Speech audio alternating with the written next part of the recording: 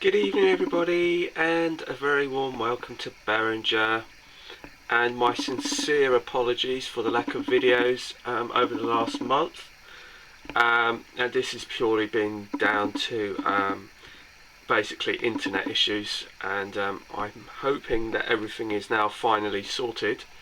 It's just I've just had so much unreliability with my broadband of late that I've literally haven't been able to upload anything because literally I just didn't want it to crash whilst uploading. So basically what's been happening is I haven't been able to upload anything, but in some ways it doesn't really make any sort of difference because a lot of work and even more drastic changes have been made since you last saw any of my videos, and so therefore it's just going to make this video a fair bit longer.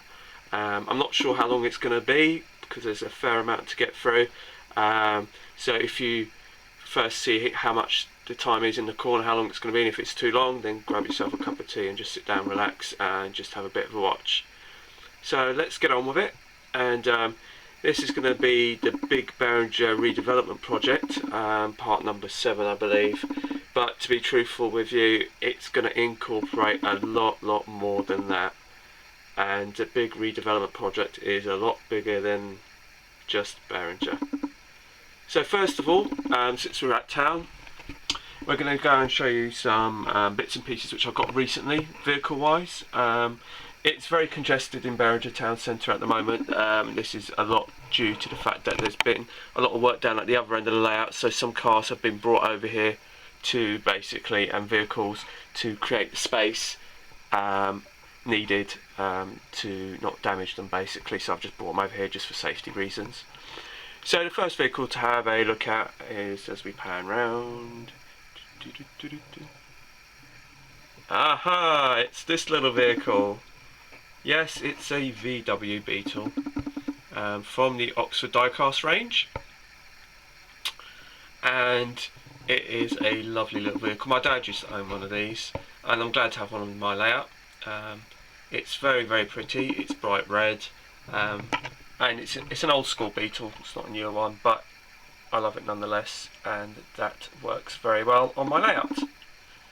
The next one, I don't think I've shown you this one before. It might have been on the last video. I'm not sure, but just in case, is a Vauxhall Vectra, and this is in a green, and it's a very nice vehicle. Also from Oxford diecast. In fact, I think all of my vehicles that I've bought have been from Oxford diecast, and that's the back end of that one.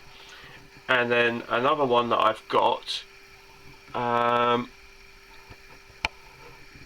is this Ford Cortina, and I do actually own another Ford Cortina, but this is just one in a sort of I think it's a bronzy coloured vehicle, rather than the other one I had is just an orange, and I don't think it had the vinyl roof on it. No, it didn't have the vinyl roof. I could just spot it in the corner of my eye. It doesn't have a vinyl roof, but this one does. Behind that is a Ford console, but this one is actually the newer one. There is also another van over the other side of the layout at New Shot, and that is in it's a Ford Transit Connect, like this British gas van, except it's in that one. If I get a chance to show you and remember, I will show you. And then as we go to Berringer Station, I'm just going to drop you down because I want you to just take a quick note of this Arriva Trains Class 150, because I have another 2 DMUs on their way.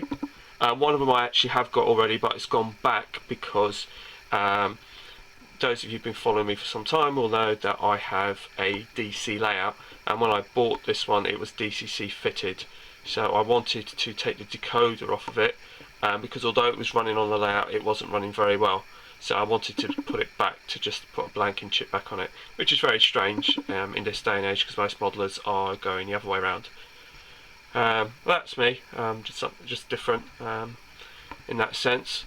My car park is still relatively full, and judging by all the traffic in the town centre, there'll be some more vehicles going in there to try and relieve the congestion.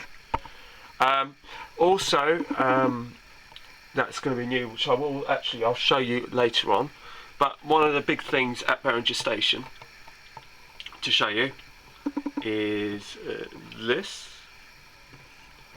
We now have a canopy on platform 3, and the reason for the canopy is basically, I will now demonstrate. Basically, bear with me 1 secondo. And I'm not exactly sure, I'm just trying to sort of do this kind of freehand, but that's what we're going for. We now have lighting underneath that particular canopy as well, so that will now bring some light, even more light. I'll turn the lights off later on so you can actually see the full effect, and basically that is what I've been up to. It's still not finished by any stretch of the imagination, just it's still pretty much a work in progress. I haven't quite completely tied it all down. There's still some station platform signs that are here that need to go on there, but I haven't put them on there yet, so that will be done soon. But it was something that I was trying to work out before, that I wanted to see how I was going to get some lighting over this side, because when I did it in the dark I was really impressed with this side, but then there was such an obvious gap here where there wasn't any lighting.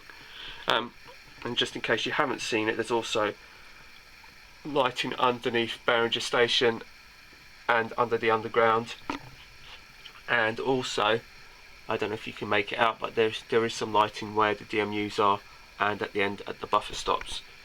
So that's kind of where we're at with the lighting. There is some more additional lighting to show you, but we'll get onto that as we move further down the layout. I'm just going to show you this class lighting. I'm just going to switch off the lights for a moment. We're going to get back to full power of light so we can quickly show you what else has been going on. As we move down, this is where a lot of work has taken place, and it goes from this end and onwards. Down this end it hasn't really changed, but the main drastic change has been I've got rid of the village area, and we now have, and this is something that's taken forever and a day to do, we've got a rock face all the way down, and the track configuration has changed completely. The canal scene's gone, the bridge is gone. Basically the only thing left of the bridge is kind of this, but I thought it would be quite nice just to leave that kind of support there. Basically the reason for this is the track work that was under the tunnel was giving me so much grief that I couldn't really get to it, so I decided just to rip the whole lot out and just to basically redo it. Also I wanted to get rid of the freeway point at Moorwood Station, which we will get to because that is a whole nother story. So basically, what have I replaced the town scene with? The village scene with? A folly. And basically I've also reconfigured the track. One of the things that was bugging me, well, not necessarily bugging me, but when I started this whole project, Berringer Station was that was the main focus of the layout, and I felt that with Moorwood it was almost like Moorwood was almost overtaking Berringer in the sense of how big it was becoming, and I didn't really like that.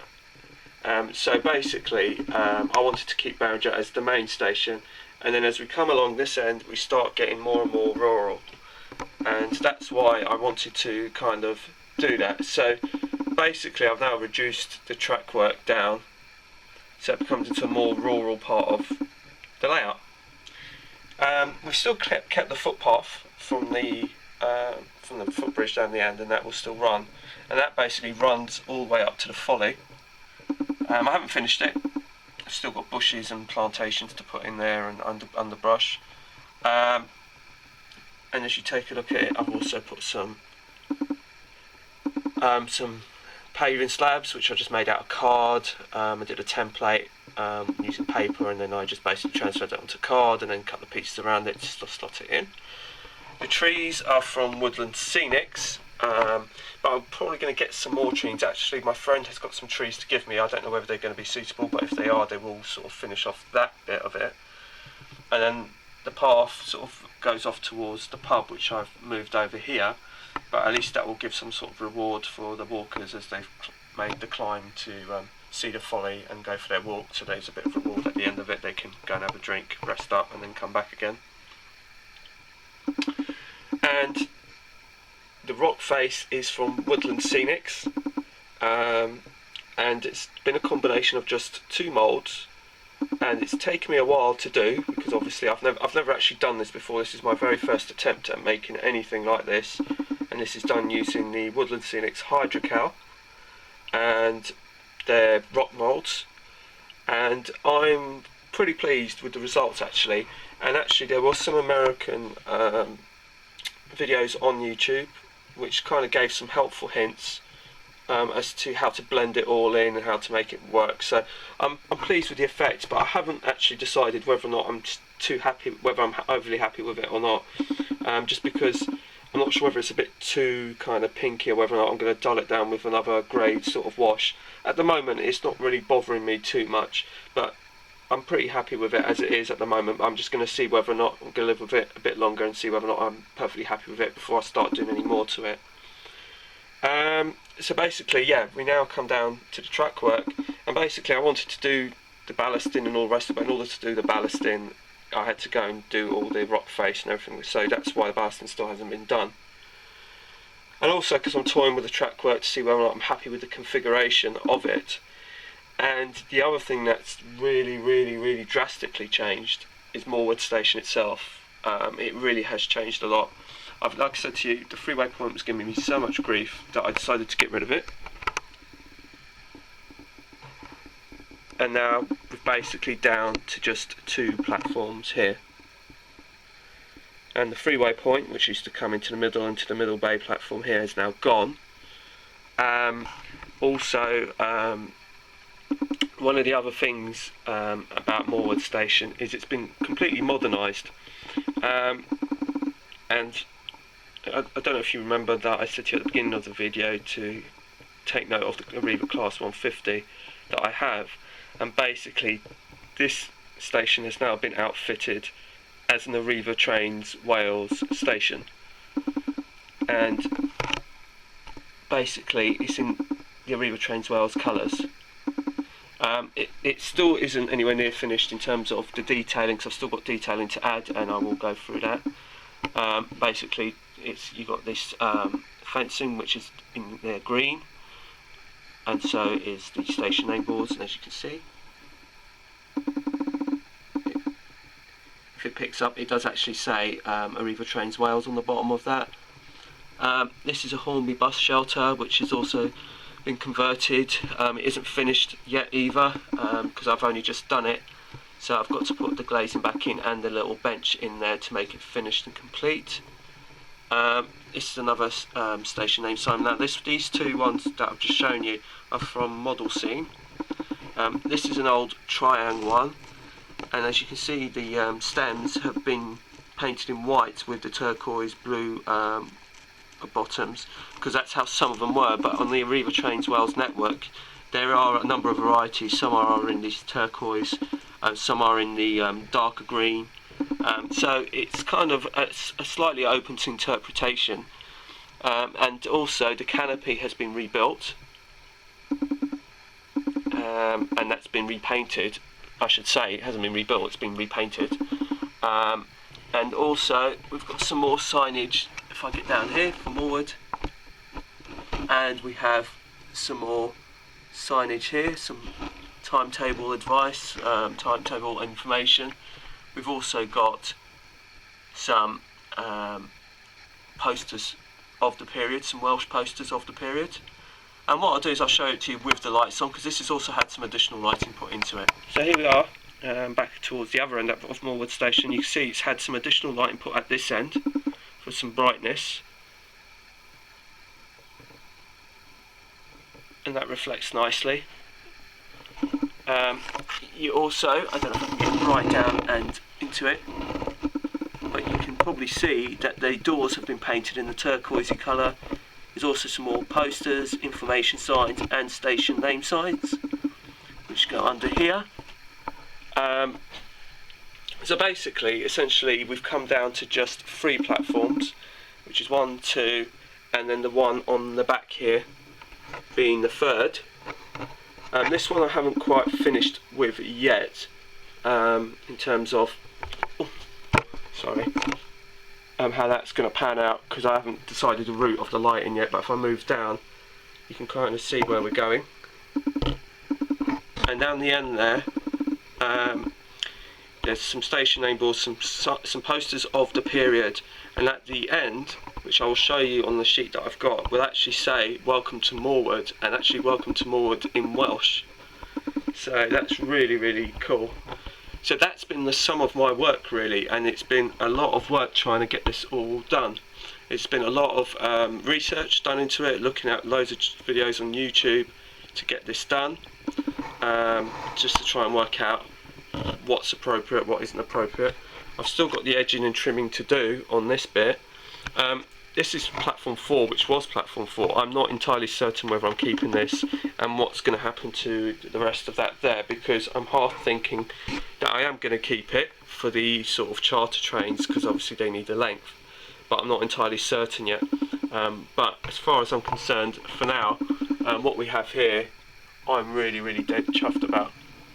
I've also been working on some destination name boards, and I will show you that all shortly.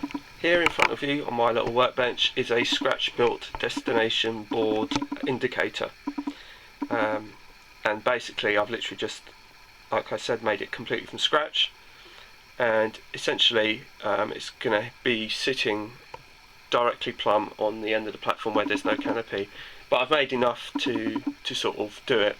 Now what I'm going to show you is actually the actual printouts that have come out.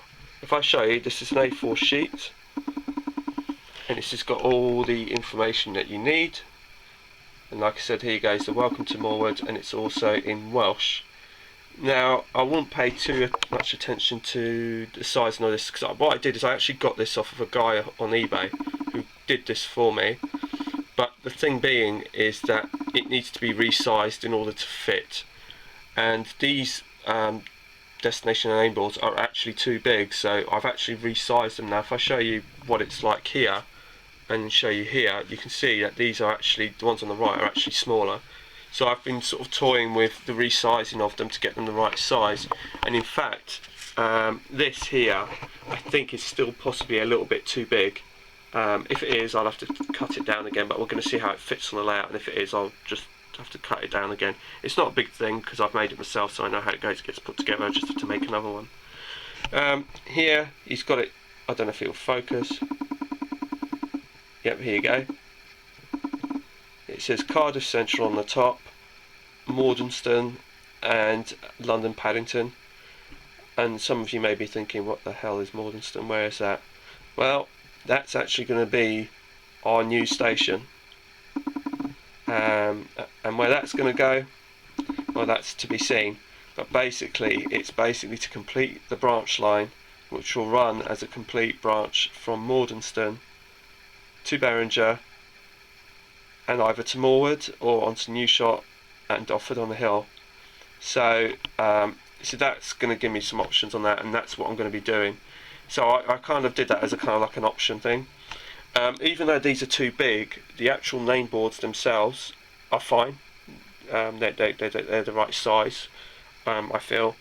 It's just a lot of it has been trial and error, because I didn't realise when he sent it to me, obviously he done it in the high quality and everything like that, but it was just too big and it all needed to be resized, so I've had to kind of jiggle about with it on my computer to try and get this down to the right size. But hey ho, it's worth the wait, because I think it's making a huge difference and given great authenticity to Morewood Station in terms of what it's trying to achieve. So we have the main "Welcome to Morewood Station," we've got the platform numbers, we've got the destination boards, we've actually got the station name boards, the Lost Property Office, stand behind the yellow line and keep back, the emergency exits, and the way out. And that's also, as you can see there, it also has it in Welsh. This is a slight variation of the station name boards from this one. It's slightly different in the way it's laid out, and I think this is the one I'm actually using here. As you can see, these ones are a bit more spread out, on this side, the moorwood is a little bit more compact. This one I've started cutting out, and as you can see it is a lot smaller than the ones there, so I've resized it, but I might have to resize it again. We've also got some toilet indicators, and like I said, the lost property office has also been cut down, and like I said, all these have been sort of cut down, including the stage and the platform numbers. So hopefully now they're more the right size. As you can see with here, you can see the difference, how much it is a fair bit smaller, but it might have to be resized slightly more. Now if I take you on to the next bit, I've got some more here in this little wallet, and again this is stuff that I've got off the internet, and if I show you, it might have been easier if I'm just going to put it. So here is some posters which have been printed out onto A4, and as you can see they are pretty huge, and again this is a bit of trial and error. I found these on the old internet via Googly, and basically some of these I'd already had before anyway, and basically what I've done is I've put it all onto one page, and these are images of, like, say, Explore Wales and about Welsh tourist boards and all the rest of it, Arriva trains, because obviously this is supposed to be a rural Welsh station, so there's obviously going to be a few posters and things whatnot about Wales and stuff like that, and information about Arriva trains Wales. So I was just looking it up on the internet, just googled it, and it came up with some posters which I found very interesting. So basically this comes out as an A4 sheet of paper like so, and then you end up with a pile of posters, which is, as you can see here, which I've started cutting up, and bits and pieces that I've started cutting up, and they are much smaller than these big ones here. I think they're still probably a bit too big, but it is all open to interpretation, because sometimes you still see posters and billboards which are really quite big anyway. So I'm not too overly worried. If I think it's not that, if it's too big, I will just simply resize it and get another load printed out. If I think it's okay, I'll just leave it. So this is printed out on just good quality paper. I took it down to my local printers, and they basically printed it out for me, and did that for me. So I had to spend a bit of time on Photoshop. Well, actually not Photoshop, it's actually Coral what I used, and between Coral and Paint, that seems to have done the trick and got me all the information that I need. So the next job for this lot would be to transfer it and mount it onto card, and then basically outline, go over the edges of the card. Here goes a piece of card here. Just go out with a black felt tip pen to go all the way around it so you don't see the white edges. And that's quite simple. Then you just stick it on with Rocket Card Glue or Yoo-Hoo, one of the two. Last and by no means least, I've managed to pick up some bits and pieces for the town scene. The first bits are going to be something I've been after for some time, which is some traffic lights. So that's going to go on the town scene by the bus station, but I needed 2 sets, so I've got 2 sets of those. You can also get them as double traffic lights, so they're facing in 2 directions, but I only wanted it facing in one direction. So, but you can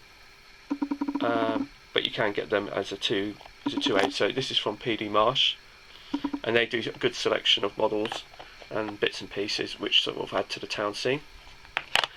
And also I couldn't resist this little figure here, and this is a newspaper seller with his newspaper stand, and I think he's just great.